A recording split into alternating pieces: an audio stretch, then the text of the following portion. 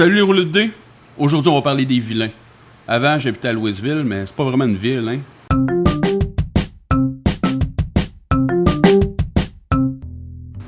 Fait que les rouleux de dés, les vilains. Moi, j'aime ça, les vilains, parce que les vilains ont souvent comme mentalité, on fait pas un omelette sans casser des œufs. La fin justifie les moyens. Puis ça, souvent, ça vient me chercher. Il y a eu des bons méchants que j'ai appréciés, puis ceux-là, c'était qu'en fait, il y avait des motivations que je trouvais qui étaient fondées sur quelque chose. Bon, fait que là, je vais parler de deux méchants que j'aime bien, ok? Puis j'arrête là après. Donc, vilain numéro 1, Ra's al Ghul dans le Batman Dark Knight, là. Ce gars-là, il a une idée bien claire. Gotham est pourri, plein de criminels, c'est de la merde. On pète ça pour en bâtir un autre. Fin de l'histoire. C'est un peu drastique, je sais. Mais je trouve que quand tu le suis, il y a un développement psychologique quand même pas pire.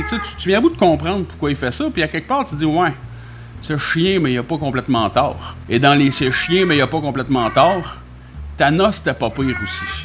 Puis je pense qu'il y a bien des memes sur Internet qui ont communiqué, qui ont la même opinion que moi. Là. Thanos, bon, il était pas le plus gentil du monde. Là. Il a tué Loki quand même. Loki qui était non plus le plus gentil du monde. Quoique dans son émission, là, il est attachant au moins. Ben, Thanos, il est pas désattachant non plus. Ouais, c'est vrai qu'il est pas smart. Mais il y a de la peine quand il tue Gamora. Fait que voilà. Fait que quand je crée mes games de Donjon Dragon, j'aime ça que mon méchant soit pas juste un méchant gratuitement. J'aime ça qu'il y ait une motivation derrière. Puis je dirais que la moitié du temps, les joueurs ne savent même pas c'est quoi la motivation qu'il y a derrière tout son plan machiavélique. Il a juste l'air d'un méchant, puis il faut l'éliminer, tu sais. Mais moi, souvent, il y a de quoi. Puis comment je fais pour emmener ça, quand je pense, quand ça va bien, c'est juste une petite cinématique. Tu commences la game, puis tu fais juste dire aux joueurs. Donc, la game commence sur un enfant que vous voyez courir. Et là, il y a des pirates qui débarquent, qui tuent toute sa famille. Puis là, ben, tu vois dans ses yeux qu'un jour, il va se venger. Puis là, ben, tu fais juste un zoom out, OK? Puis là, ben, tu fais remettre ça sur l'œil du gars qui est devenu plus vieux, qui est devenu